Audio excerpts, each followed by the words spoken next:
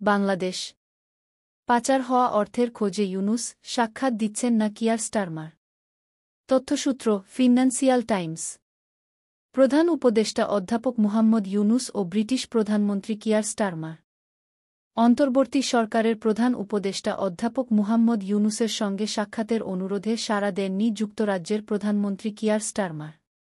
ক্ষমতাচ্যুত প্রধানমন্ত্রী শেখ হাসিনার আমলে পাচার হওয়া কয়েক বিলিয়ন ডলার উদ্ধারের প্রচেষ্টায় সমর্থন আদায়ের লক্ষ্যে লন্ডনে এই সফর করছেন প্রধান উপদেষ্টা অধ্যাপক মুহাম্মদ ইউনূস যুক্তরাজ্যভিত্তিক সংবাদমাধ্যম ফিন্যান্সিয়াল টাইমসকে বলেছেন, বিগত শাসনামলে চুরি হওয়া অর্থ খুঁজে বের করতে বাংলাদেশের নতুন সরকারকে সহায়তা করার বিষয়ে যুক্তরাজ্যের নৈতিকভাবে বাধ্যবাধকতা উপলব্ধি করা উচিত। চুরি হওয়া ওই অর্থের একটি বড় অংশ বর্তমানে যুক্তরাজ্যে আছে বলে অভিযোগ রয়েছে। স্টারমার অবশ্য এখনও তার সঙ্গে সাক্ষাৎ করতে রাজি হননি বলে জানিয়েছেন অধ্যাপক ইউনূস। তিনি বলেন, তার সঙ্গে আমার সরাসরি কথা হয়নি। কিয়ার স্টারমার বাংলাদেশের এই প্রচেষ্টায় সহায়তা করবেন, এ বিষয়ে তার কোনো সন্দেহ নেই বলে উল্লেখ করেন অধ্যাপক ইউনূস। তিনি বলেন, এগুলো চুরির টাকা। যুক্তরাজ্য সরকারের কর্মকর্তারা নিশ্চিত করেছেন যে এখন অধ্যাপক ইউনূসের সঙ্গে সাক্ষাৎ করার কোনো পরিকল্পনা কিয়ার স্টারমারের নেই। এ বিষয়ে আর কোনো মন্তব্য করতে রাজি হননি তারা।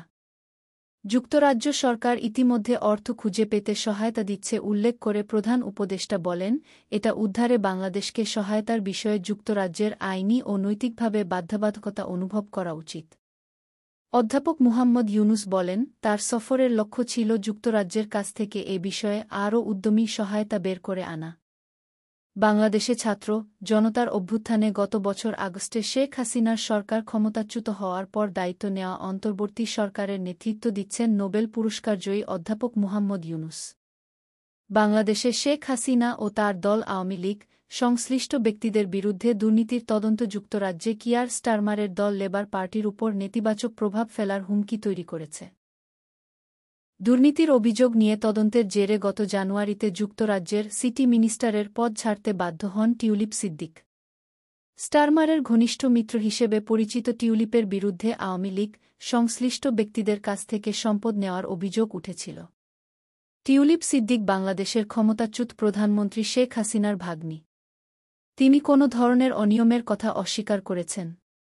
বর্তমানে যুক্তরাজ্যের পার্লামেন্ট সদস্য টিউলিপ সিদ্দিক চলতি সপ্তাহে একটি চিঠিতে অধ্যাপক মুহাম্মদ ইউনূসের সঙ্গে সাক্ষাৎ করতে চেয়েছেন। তিনি বলেছেন, বাংলাদেশের দুর্নীতি দমন কমিশনের দুদক তুলে ধরা ভুল বোঝাবুঝি দূর করতে চান তিনি।